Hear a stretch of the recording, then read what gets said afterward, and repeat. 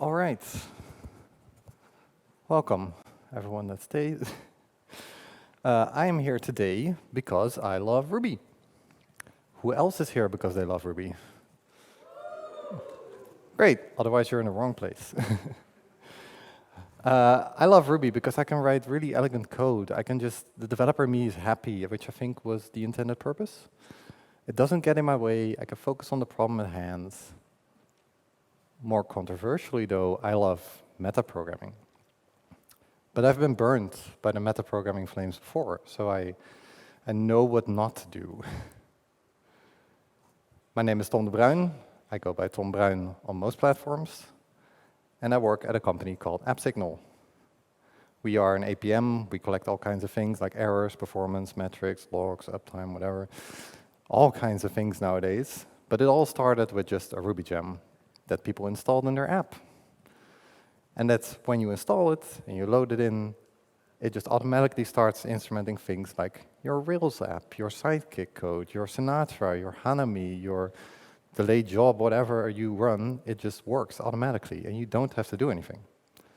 That's only possible because of metaprogramming. It should just work without setup, but as everything, complex systems become, very complicated in all the different kinds of ways they are used, because we ship a Ruby gem to be run in someone else's app. You have no idea what kind of systems the other people are running. All kinds of unique and weird setups I've seen over the years, and they are difficult to debug sometimes. So what we have is we have a tool called the Diagnose Report, which you're seeing here. When people have a problem, they can run a tool which collects like more than 100 data points in 12 reports and sends that data as a big JSON blob to our server. Then our server runs some validations, and you can see it as a somewhat nicer visual UI than just a JSON. There's a problem, though, with this. It's an unmaintainable mess. I can say that because I wrote it. No one else wants to touch it, so I'm the sole responsible person for this code. So I'm not hurting anyone's feelings for saying this. But they are hurting mine a little bit because they are complaining about the code. Which is fair. It looks something like this. It's just a very small snippet. I just grabbed something. It's much more code than this. But what I want to zoom in on is this particular piece of code. This defines a data point on the report, and there are like hundreds of them. There are some magic keys for the hash that you have to know exist, and if you make a typo, well, good luck.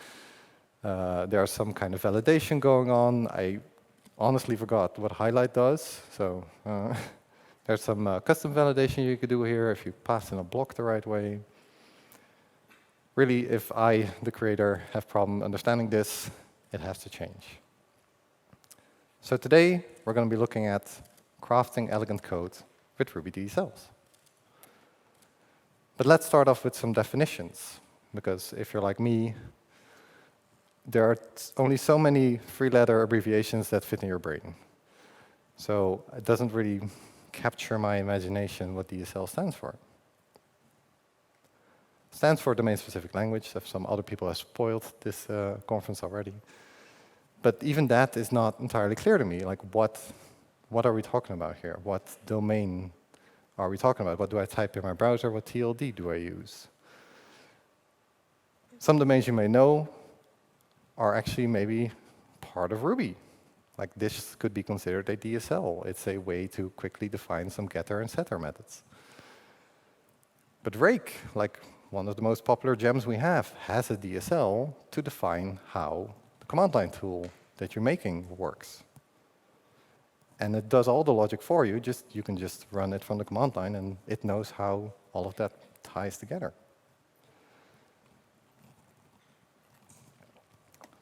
But your app may also already have some kind of DSL, either explicitly or implicitly. Because a DSL is a collection of terminology about the problem domain that it is solving, and there is some kind of preference for how you use your code. You use either blocks or hashes or all kinds of things. So why would you want to use a DSL? For one, it's kind of like an API. It's not all that different. But I would consider it to be friendlier, or at least that is the idea. If I bring out the inner Java developer in me, which I started way, way back when, and I write something for Glimmer, which you can see on the right there, but make it slightly more of a standard API kind of thing, I know which one speaks to me more, which one I could easily go back to and change. The DSL, at a glance, just gives me a view of like, oh, this is how the hierarchy of these components work, and what kind of attributes or events are attached to them. Most gems start off with DSLs because they have some kind of configuration going on. Like Rails, you don't want people to fork Rails just to change the time zone. So there's a DSL for the config, so you can set a time zone. But there's also a DSL on the very last line to just add your own config options. You don't have to fork Rails to add your own config options. There's a DSL for that. Most importantly, though, I don't have to write YAML. I don't know about you, but I already write too much YAML in my daily life anyway. Too much Docker, Docker Compose, or all kinds of other tools. So if I can write it in Ruby, that just makes me much more happy because that's the language I want to write in.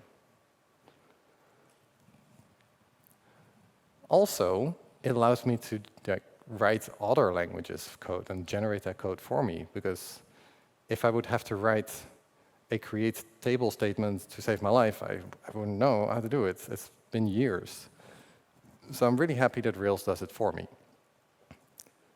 In the same way for also dropping tables as well, it also does this for me. I don't really have to think about it. It's all handled by the DSL.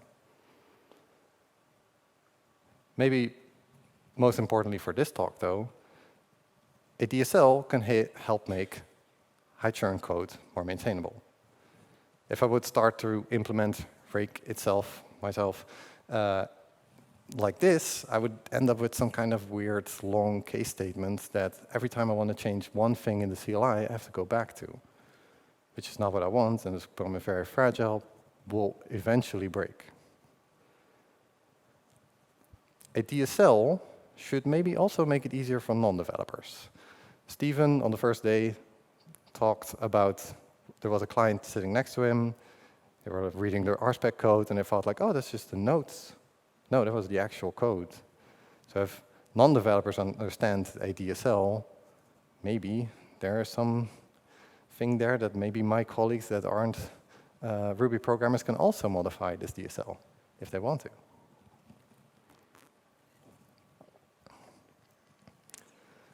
But then, are all DSLs good, right? That's maybe the sales pitch I'm making here today. Are they? Well, they should make reading and writing code easier. I'm not saying they shouldn't make it very easy that no one has to do any complicated code writing at all, but it should make reading the code more easy, which is what we do most of the time. But there are definitely people that very much dislike DSLs. I've seen and been part of some discussions where people were like, oh, cool gem. I really want to use this gem to solve my problem. And then they were like, oh, it has a DSL. Well, I'm going to use something else then, which feels really weird to me, because if you just dismiss something outright just because it has some kind of DSL, apparently it doesn't solve the problem for you in the way you want it, but you could also look at the documentation to see how it actually works, but before just dismissing it immediately. The example, of course, that a lot of people make when they talk about DSLs, and maybe too much magic in Ruby, are RSpec, but also Rails. People complain, or have complained a lot in the past, to say, don't use Rails. It's too much magic. I don't know what's going on. The same for RSpec. Like, what is the difference between let and let exclamation mark? I must admit, Steven doesn't know? No. I also have sometimes forgot. and I've accidentally used one or the other. But at some point, I was like, now I want to know. I'm just going to read the docs and figure out what the difference is. And now it's just burned into my brain, and I won't forget. All that aside, I love RSpec, right? It's my favorite go-to testing framework. I tried other ones. Unfortunately, Minitest is not for me, but they do have an RSpec syntax. So, best of both worlds, maybe. But still, RSpec, even with its DSL that people complain about, I really love it. It's great. But today, we're here to craft our own DSL. Because I showed you this before. This code, I mean, it's not like, I won't exaggerate, it's not horrible, but it does make me cry a little every time I have to change something. It's just not the way I would want to define this stuff like this. So today we're going to look at a domain, a DSL for this specific domain, the diagnose report representation, so that I can make like a nice YAML, sorry, not YAML, HTML for it, and make it easier to maintain. What I've kind of settled on is this DSL, which does the same thing as the hash we just seen. But instead of doing a lot of hashes and a lot of syntax around that, it just works with method calls. So let's rewrite. That's what we're going to do for the rest of the talk. The first thing you probably go to use when you have some kind of data structure and you need to represent it in a Ruby object is accessors. We know this. You just define some accessors on the class, and now you have all these methods available to set the values on the class. Right? Easy. I'm going to make it more complicated because I have some extra requirements. I just want to be able to iterate over all those attributes set on that class. I don't want to have to call them all manually because now I've maybe made my class more easy, but my view is becoming very lengthy because I have to call everything separately. So I want to have this kind of method, but it doesn't really work with the Ruby attribute accessors. So instead, I'm going to write our own methods. But now for every data point, I have to write all these methods that I also have to maintain. So I have a new problem of like a lot more code I have to maintain. It doesn't really fix my problem. So what we're going to do instead is we're going to dynamically define these methods.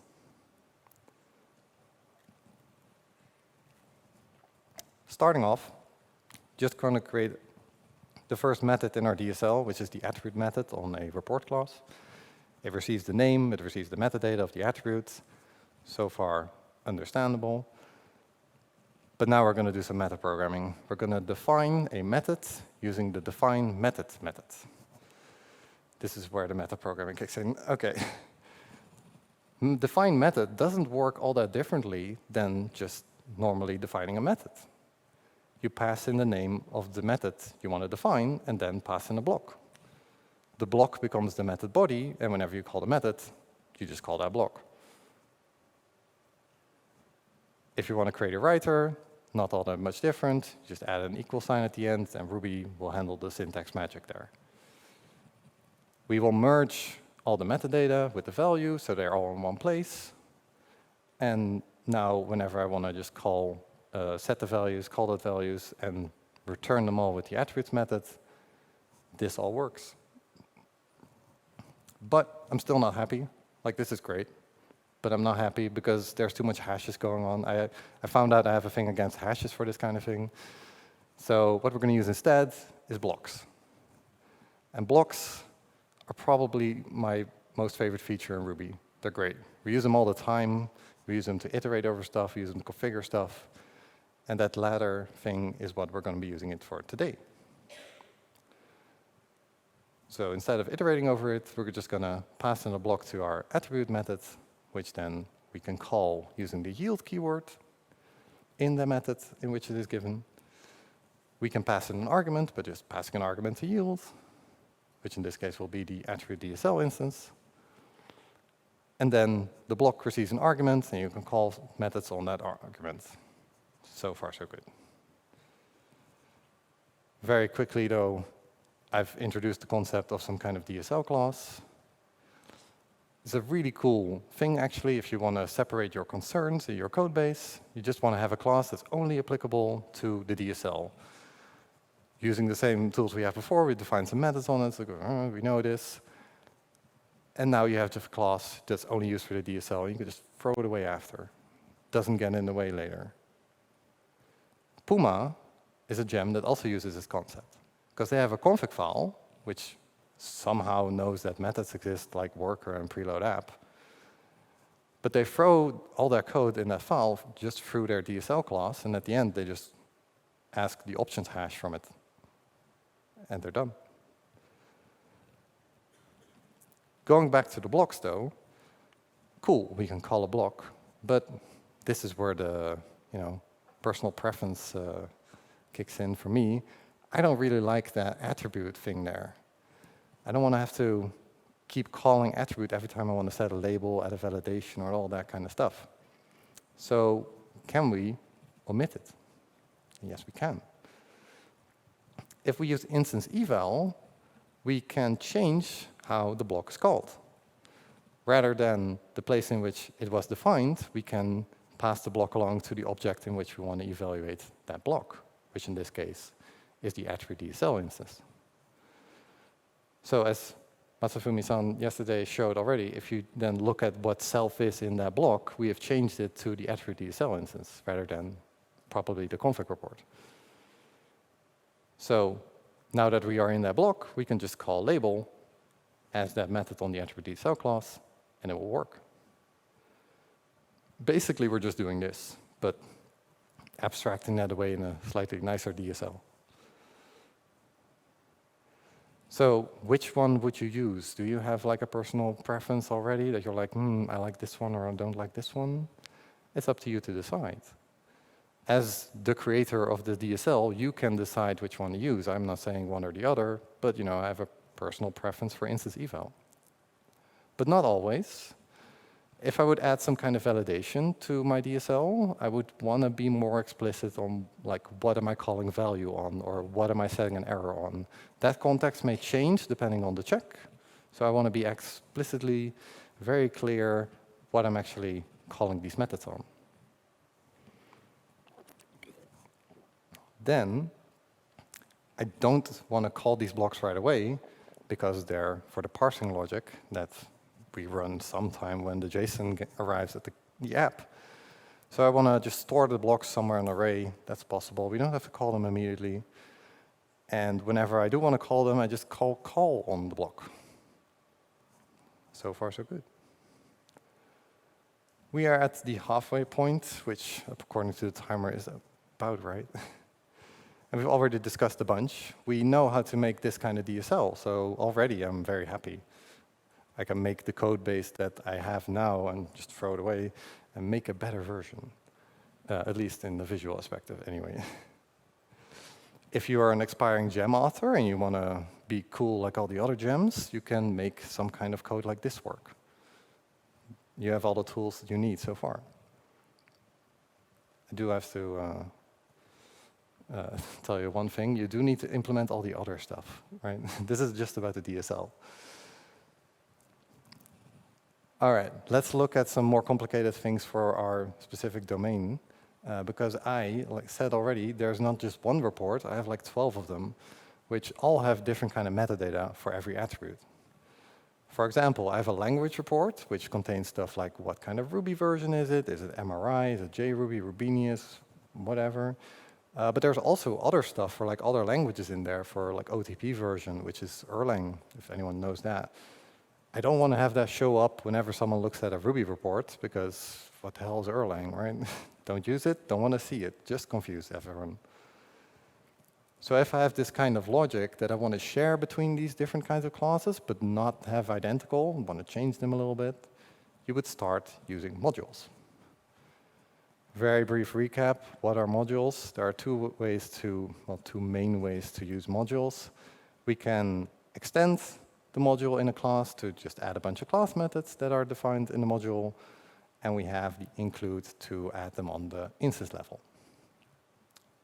So far, so good. So what we're going to do is we're going to create attribute classes for our language report. We extend the metadata module, and we define what kind of metadata is part of that report. But I don't like this, because now I'm putting a lot of responsibility on the user to make these classes, include the module or extend it, define what kind of metadata is going on there. So this will break. This will very easily break. I mean, it works, but it's not great. So what we're going to do instead is we're going to make a DSL to extend our DSL. If you like metaprogramming, this will be it. What we're going to be making is a plugin system. This will look something like this. We have a label class, a label plugin class that extends some kind of plugin class, defines what kind of metadata that plugin defines, and then on the report we can include that plugin, and it will make the metadata meta available on the attribute. You might be saying, wow, that's a bunch of over-engineering for something so simple. And yes, that is true. Because plugins, you can just throw whatever you want in there. You can make all kinds of do all kinds of other stuff. In this case, I want to add the validations to them. So whenever I have a required plugin, it doesn't just define that people can specify if something is required or not, but also what it should do when it is required. I really like this kind of plugin system because the gem that I'm making just does less. I don't have to make all these kinds of validations. I don't see a bunch of PRs come in for just this kind of different kind of validation that one person needs for their particular use case. And I don't have to accept those PRs, so I don't have to maintain it either. So I have a lot less work to do. I just want to make a gem and just walk away. And as a benefit, the user can customize the report to whatever they want it to do. They have all the tools there to expand the behavior of that DSL and add all the kind of behavior they want. So we're going to take a step back in terms of metaprogram. Just going to take some stuff out, not because it's confusing, but I want to focus on the one thing we're going to be working on, the attributes class. Like before, we have some kind of metadata module that we extend, and then we can define the metadata for that report, or for that attribute, rather. But what if I could do it all in one line? I like less code. This is kind of cool. But the first time I saw this, the Ruby interpreter, my brain was like, you can't do that. That's illegal. That's at least a syntax error. But apparently that works. And I had to take another better look at it. But what's really happening here is another thing that Masafumi-san showed yesterday is using module new.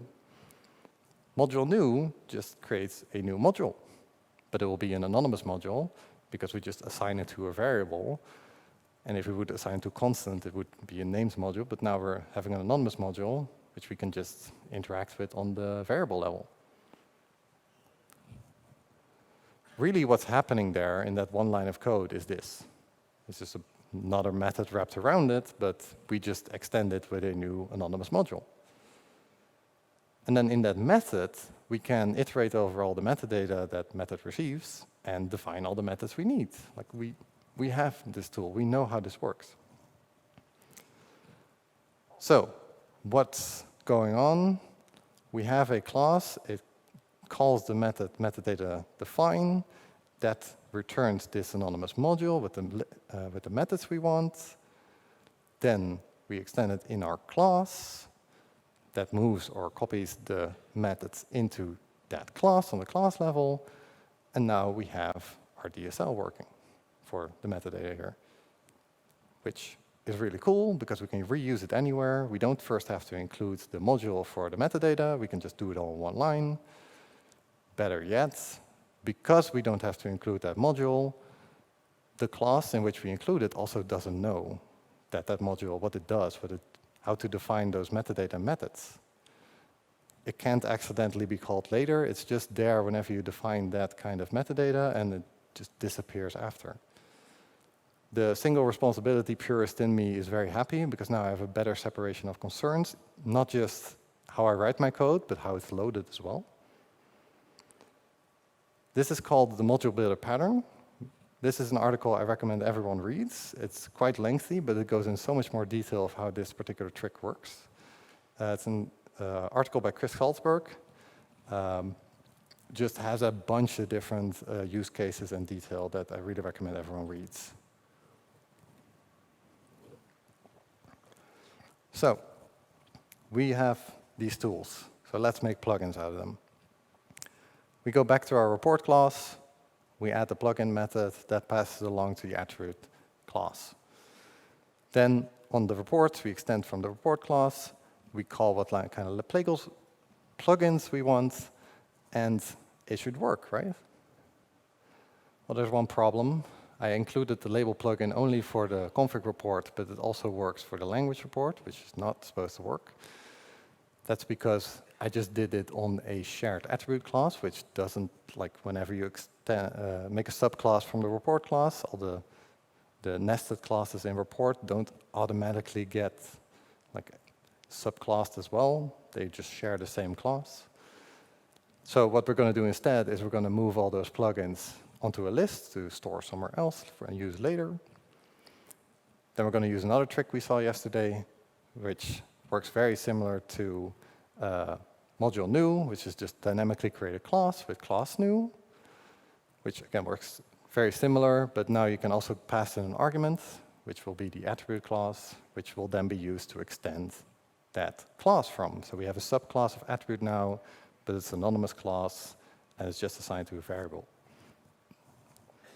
Now, we have that new class for every report, in this case for every attribute, but can optimize it later. Pass along all the plugins we want for that particular attribute class. That will just include or extend the class and instance DSL, which is that weird kind of syntax again, but that really just returns the module again. We set all the metadata, we create all the metadata methods on the module for whatever option we define. And then drum roll, please, our DSL is done.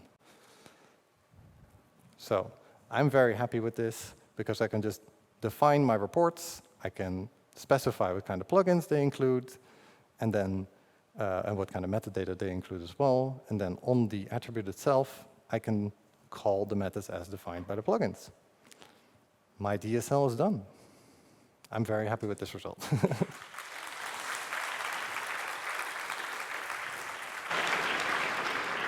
Thank you. So what did I learn? Because this was kind of a lengthy process. I remember talking to Thijs many months or maybe even a year ago of like, hey, can I work on this thing? Because I kind of am on a roll.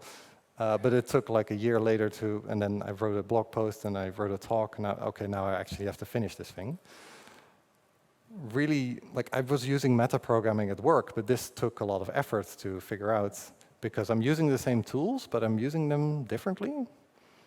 Because at work, the main goal is like be invisible. Whatever metaprogramming you do, make sure no one sees, because if we error or there's a performance issue and people notice, we've screwed up and the metaprogramming is no longer invisible.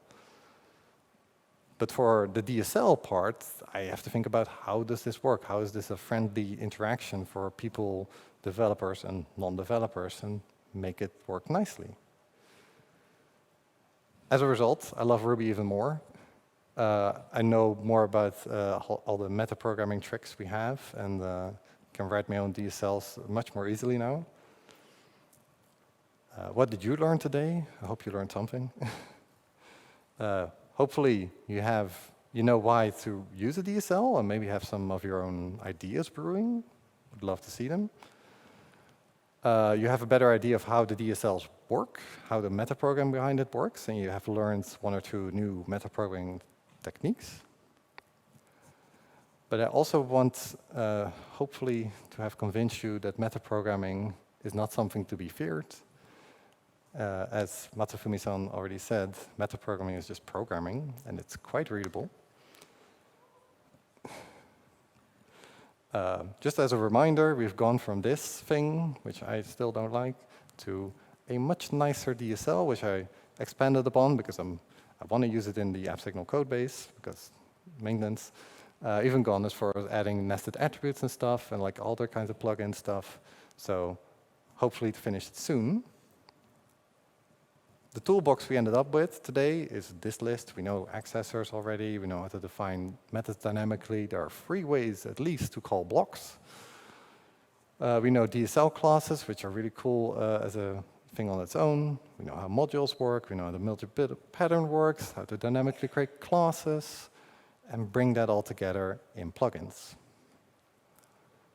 I would say you are at least ready to make your own DSL, maybe read up some more, like I've gone through it very quickly. The code, most of it anyway, what I'm working on is available on GitHub under this repository, which I published this morning. I'll give people a second to take the picture. Yeah. I really need some help of thinking of a good Ruby gem name, because I am terrible at naming things. So if anyone has any ideas for this kind of DSL, please let me know. I want to thank you all today for listening to me.